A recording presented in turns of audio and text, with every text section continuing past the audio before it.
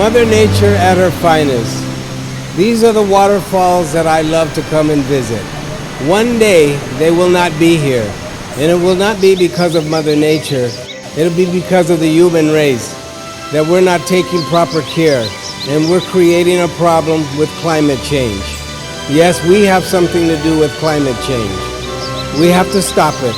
Please consider watching Earth Code Blue, a movie, a film, a documentary that we are making to help teach you how to protect Mother Nature and what is going on. Okay? Thank you, and please watch Earth Code Blue.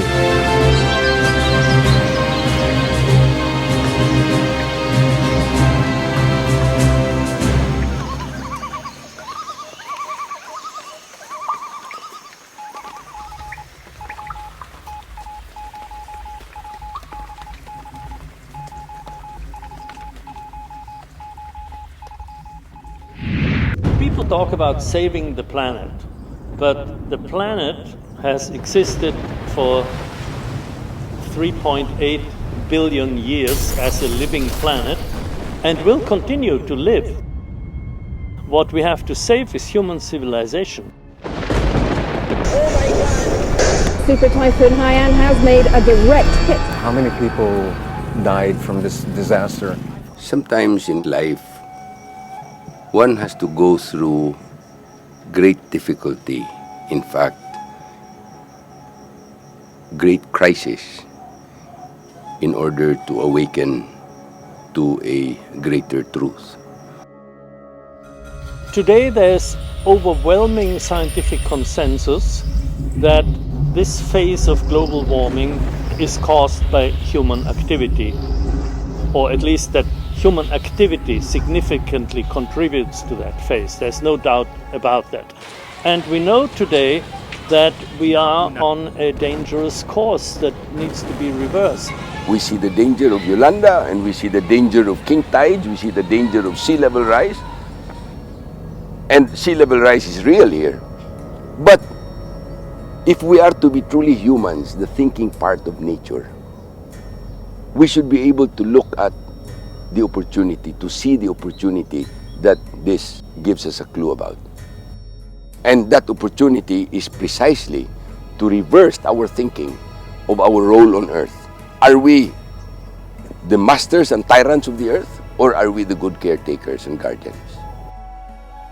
The situation in Sumatra is worse than most other countries, even the Amazon. The rate of clearing is so rapid, it's hard to imagine that the forest is going to be here in another 10 years' time. The forces today in our global economy, the corporate forces that exploit nature, are the very same ones that exploit people. So again, ecological balance and social justice are closely interrelated and are inseparable.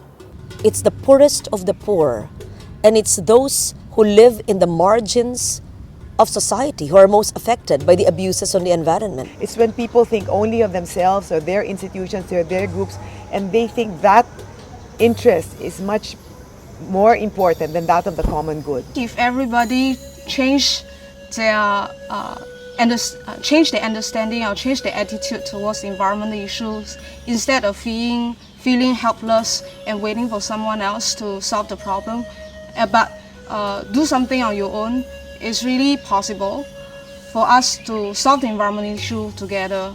We don't really have a choice because we all live in the same planet, so people in Norway can't say, we're not really that bothered if there's a forest fire in Indonesia because we don't breathe the smoke. Well, you still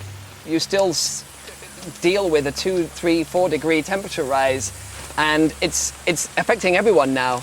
So I think now we've realized that this is a global problem, that everyone is going to come together to find global solutions. Just hope that it's not too late.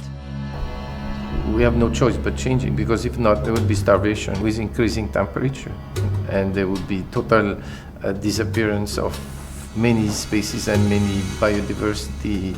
There would be nothing left to eat. We must change, because the survival of our planet and the survival of the human race depends on it. We must change. We have to change. Failure is not an option. We are supposed to be the most intelligent species on Earth.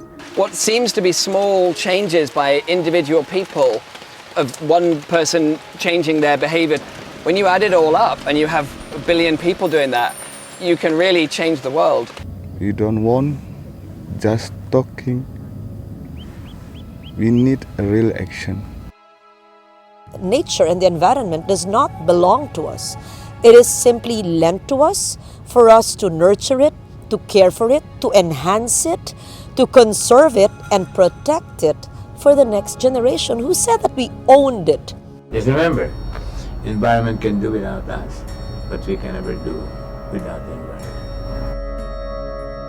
They say, if you want to be heard, tell a story. If you want to touch the heart, sing a song. If you want to start a revolution, ask a question.